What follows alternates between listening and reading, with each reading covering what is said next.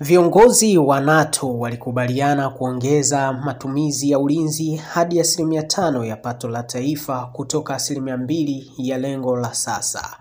Uamuzi kutoka kwa wanachama 32 wa NATO katika mkutano wao wa kilele huko Hague ni ushindi mkubwa wa Donald Trump.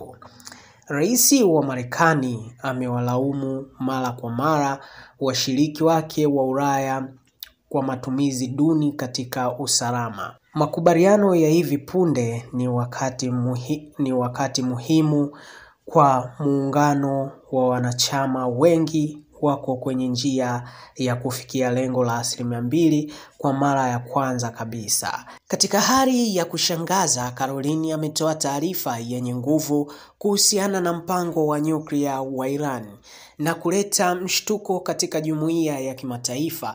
Ufichuzi huo ulioelezwa na wataalamu kama unaohusu sana unaibua maswali mazito kuhusu uwezo na nia ya sasa ya nyuklia ya Tehran. Uchumi wa Afrika Kusini umekuwa katika hali nzuri kwa mwaka wa pili mfululizo. Kujitolea kwa nchi kwa nidhamu ya fedha kulidhihirishwa na ziada yake ya kwanza ya bajeti ya awali baada ya miaka 16.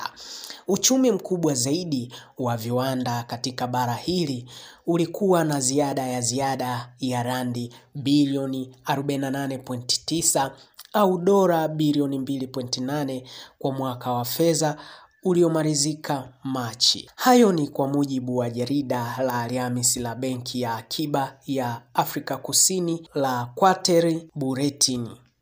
Ziada ya bajeti ya nchi ilikuwa 0.7% ya pato la taifa. Hii inakuja wakati mapato yanazidi matumizi yasiyo ya riba. Wakati ziada ilipungukiwa na makadirio ya hazina ya kitaifa ya randi bilioni 61, ilikuwa sawa na utabiri wao wa bajeti ya Mei.